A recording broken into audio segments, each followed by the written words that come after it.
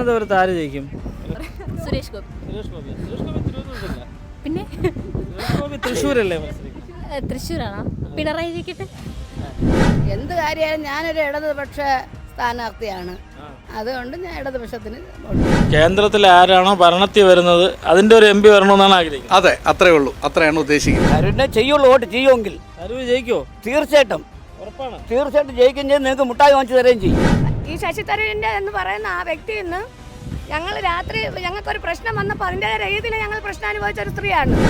ഇല്ല ഇല്ല ഇല്ല ഇല്ല. BJPയും കോൺഗ്രസും തമ്മിലാണ് മത്സരം. അതെ അതെ. രാജീവ് ചന്ദ്രശേഖർ പുള്ളി ഈ നമ്മുടെ രാജ്യസഭയിൽ പോയ സമയത്ത് കൊടുത്ത അഫിഡവിറ്റ് പോലും കള്ളത്തിന്.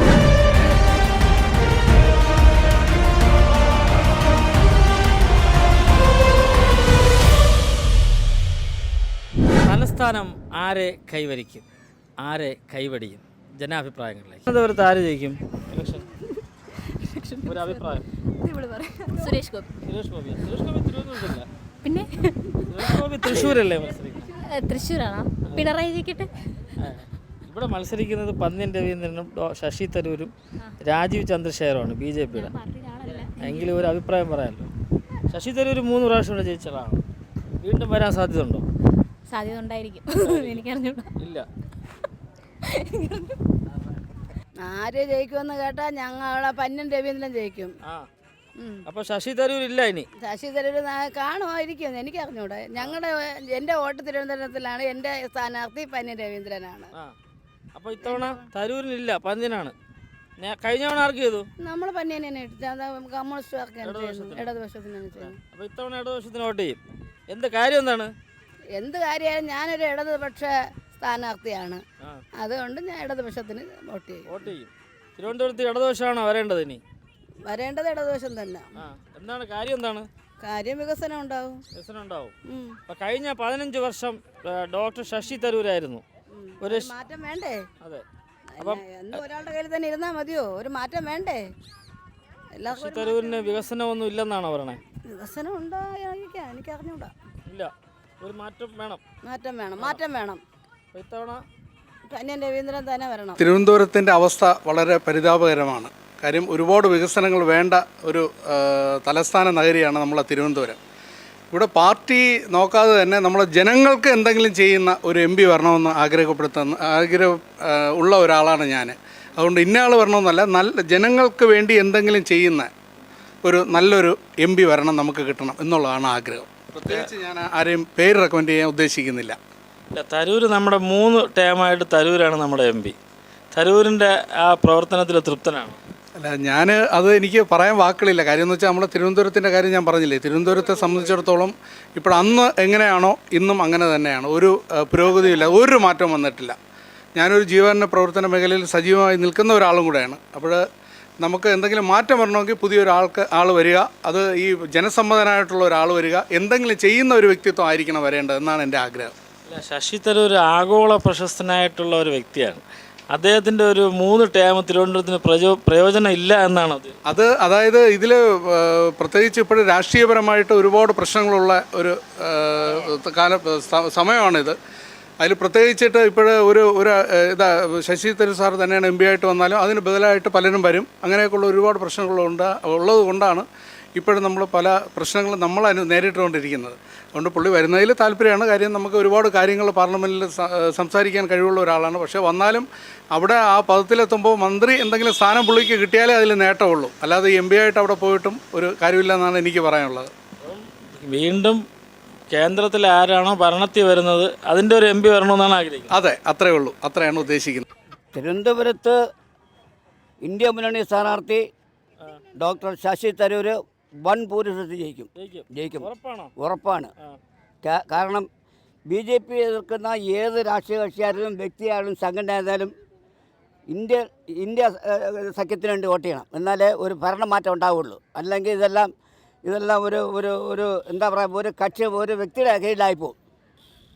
ശശി തരൂർ ജയിച്ചാലേ ഇന്ത്യ മുന്നണി അധികാരത്തിൽ വരുമോ? അത് തീർച്ചയായിട്ടും. അത് എന്തായാലും ശശി തരൂർ ജയിച്ചാലും തോറ്റാലും ഈ വർഷം ഈ 5 വർഷം കോൺഗ്രസ് അധികാരത്തിൽ വരും. ഉണ്ടാവും. കഴിഞ്ഞ ഒരു 3 ടേം 15 വർഷമായി ശശി തരൂർ. ശശി തരൂർ തലസ്ഥാനത്തിൽ വികസനത്തിൽ പരാജയമാണോ ഇഷ്ടം പോലെ അതാ വിജയമാണോ? വിജയം തന്നെയാണ്. വിജയം തന്നെയാണ്. ഇത്തവണ തരൂരിന് വോട്ട് ചെയ്യും. തരൂരിനെ ചെയ്യുള്ളൂ. വോട്ട് ചെയ്യുമെങ്കിൽ തരൂർ ജയിക്കുമോ? തീർച്ചയായിട്ടും ഉറപ്പാണ്. തീർച്ചയായിട്ടും ജയിക്കുകയും ചെയ്യും. നിങ്ങൾക്ക് മുട്ടായി വാങ്ങിച്ചു തരുകയും ചെയ്യും. ആര് ജയിക്കുമെന്ന് പറയാൻ പറ്റൂല. എങ്കിലും ഒരു അഭിപ്രായം പറയാമല്ലോ. അത് പനിയൻ ജയിക്കും പന്നിന് ജയിക്കും. അപ്പൊ ശശി തരൂർ ജയിക്കൂലേ? എന്ന് പറഞ്ഞില്ലല്ലോ ഞാൻ. പനിയൻ ജയിക്കുന്നത് ഞങ്ങളുടെ അപ്പൊ ആർക്ക് വോട്ട് ചെയ്യും? ഞങ്ങൾ പനിയനെ ചെയ്യുള്ളൂ. പന്നിനെ ചെയ്യുള്ളൂ. ഉറപ്പാണ്. ഉറപ്പാണ്. ഞങ്ങൾ ഉറപ്പാണ്. പനിയൻ നല്ലൊരാളല്ലേ. അല്ല മുമ്പ് ഞങ്ങൾ നല്ല സഹാബാണ്. അതുകൊണ്ട് നിങ്ങൾ ചെയ്യും. മുമ്പ് പന്നിന്റെ പിന്നെ അവർക്ക് MP ആയിരുന്ന ആളല്ലേ? ആ അപ്പൊ വീണ്ടും ജയിക്കുമല്ലോ. ജയിക്കും. അപ്പൊ തരൂര് ജയിക്കില്ലെന്നാണ് പറഞ്ഞത്. തരൂർ ഇവിടെ എന്ത് ചെയ്ത്? 15 വർഷം MP ആയിരുന്നില്ലേ ഇവിടെ? എവിടെ എന്ത് ചെയ്ത്? ഞങ്ങൾ പാവപ്പെട്ട ഞങ്ങൾക്ക് ഞങ്ങളുടെ ഇടയിൽ ഒന്ന് എന്ത് ചെയ്ത്?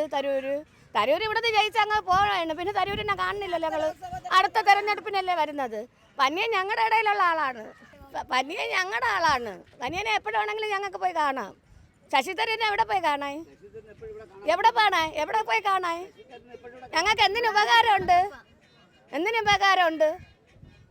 ഒരു ഉപകാരമല്ല. ഞങ്ങൾ രാഷ്ട്രീയം നോക്കിയല്ല പറയുന്നത്.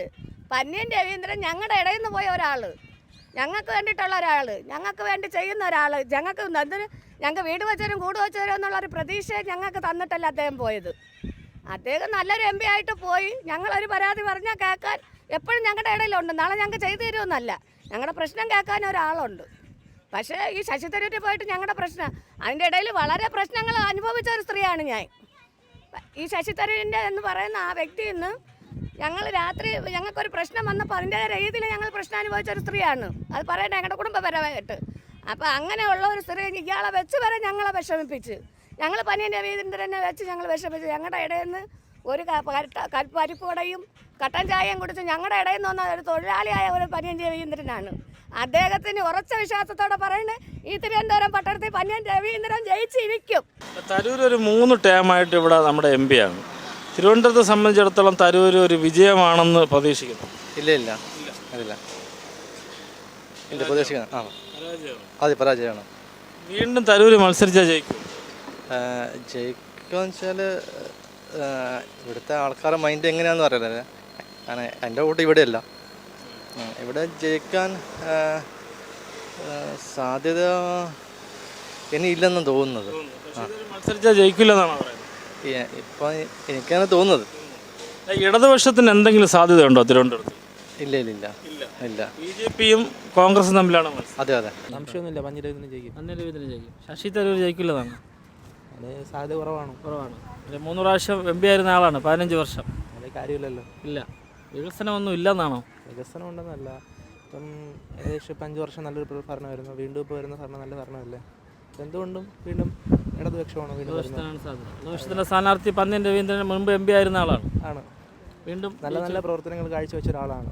അപ്പോൾ എന്തുകൊണ്ടും വീണ്ടും മാറ്റി ചിന്തിച്ചൂടെ നമുക്ക്? സാധ്യത ഉണ്ട്. 1ാം സ്ഥാനം വീണ്ടും കമ്മ്യൂണിസ്റ്റ് കൊണ്ടുപോകും. 2ാം സ്ഥാനം ശശി തരൂർ. 3ാം സ്ഥാനം BJP.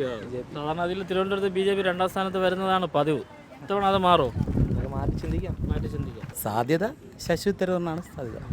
3 പ്രാവശ്യമായിട്ട് ശശി തരൂർ MP ആണ്. 3 പ്രാവശ്യം അദ്ദേഹം പരാജയമാണോ വിജയമാണോ? അദ്ദേഹം ഒരു പ്രവർത്തനം എന്ന രീതിയിൽ നല്ല വിജയമാണ് ഒരു പരിധിവരെ. സംസ്ഥാനത്ത് നല്ല വിജയം ഉണ്ടായിട്ടുണ്ട്. അങ്ങനെ നമുക്ക് പ്രതീക്ഷിക്കാമോ? അങ്ങനെ വലിയ വികസനം നമുക്ക് പ്രതീക്ഷിച്ചത് കാണാൻ പറ്റുമായിരിക്കില്ല. ഇപ്പം നമ്മൾ അദ്ദേഹം ആദ്യ തവണ വന്ന സമയത്ത് ഗ്രീൻഫീൽഡ് പോലുള്ള സ്റ്റേഡിയം അദ്ദേഹത്തിൻ്റെ ഇതുകൊണ്ടാണ് വന്നത്. സംഭാവനയാണ് തികച്ചും. അപ്പോൾ പുള്ളി ഒരു പരിധി വിജയം. കാരണം മറ്റ് കാൻഡിഡേറ്റ്സ് നമുക്ക് നോക്കുമ്പോൾ നമുക്കറിയാം എത്രത്തോളം അവർ പന്നിയൻ രവീന്ദ്രൻ ഇതിന് മുന്നേ ഇവിടെ നിന്ന് ജയിച്ച് പോയിട്ടുണ്ട്. പക്ഷേ പുള്ളി നമുക്ക് ആ സമയത്ത് പുള്ളി ഏറ്റവും അറ്റൻഡൻസ് കുറഞ്ഞൊരു MP ആയിരുന്നു പുള്ളി, അല്ലേ? അപ്പോൾ പുള്ളിയെ ജയിപ്പിച്ചിട്ട് പ്രത്യേകിച്ച് കാര്യമൊന്നുമില്ല. പിന്നെ രാജീവ് ചന്ദ്രശേഖർ പുള്ളി ഈ നമ്മൾ രാജ്യസഭയിൽ പോയ സമയത്ത് കൊടുത്ത അഫിഡവിറ്റ് പോലും കള്ളത്തരമാണ്. അതിലൊരു പ്രധാനപ്പെട്ട കാര്യം, പുള്ളിയുടെ ആസ്തി ചോദിച്ചപ്പോൾ 28 കോടി എന്നാണ് പറഞ്ഞ ആസ്തി. പക്ഷേ പുള്ളിയുടെ ജൂപ്പിറ്റർ എന്നാണ് തോന്നുന്നത്, ജൂപ്പിറ്റർ തന്നെ ആ കമ്പനിയുടെ പേര്, മീഡിയ ഏഷ്യാൻ്റെ ഇപ്പം അക്വയറിങ് അവരാണ്. അപ്പോൾ അതിൻ്റെ വാർഷിക ടേൺ ഓവർ പോലും 1200 കോടിയാണ്. പുള്ളിയുടെ അഫിഡവിറ്റിൽ 28 കോടിയാണ്. പുള്ളിക്ക് ഒരു അഫിഡവിറ്റ് പോലും സത്യസന്ധമായിട്ട് ഇവിടെ സമർപ്പിക്കാൻ പറ്റുന്നില്ല, അല്ലേ? പുള്ളി ബിസിനസ്സുകാരനായതുകൊണ്ട് യോഗ്യനല്ലെന്നല്ല, സത്യസന്ധമായിട്ട് പെരുമാറുക എന്നുള്ളത് വസ്തുതയല്ലേ. അത് ചെയ്യണം. കാരണം ജനാധിപത്യമാണല്ലോ നാട്ടിൽ, അപ്പോൾ പിന്നെ അത് ചെയ്യണം. ആഗോള പ്രശസ്തനായ ഡോക്ടർ ശശി തരൂരിനെ വേണമെന്ന് ഒരു വിഭാഗം, എന്നാൽ മാറ്റം അനിവാര്യമാണെന്ന് മറ്റൊരു വിഭാഗം. പന്ന്യൻ രവീന്ദ്രനായും ശശി തരൂരിനായും രാജീവ് ചന്ദ്രശേഖരനായും പല അഭിപ്രായങ്ങൾ. ജനം തീരുമാനിക്കട്ടെ, കാത്തിരിക്കാം. മറ്റൊരു വിഷയവുമായി വീണ്ടും കാണാം.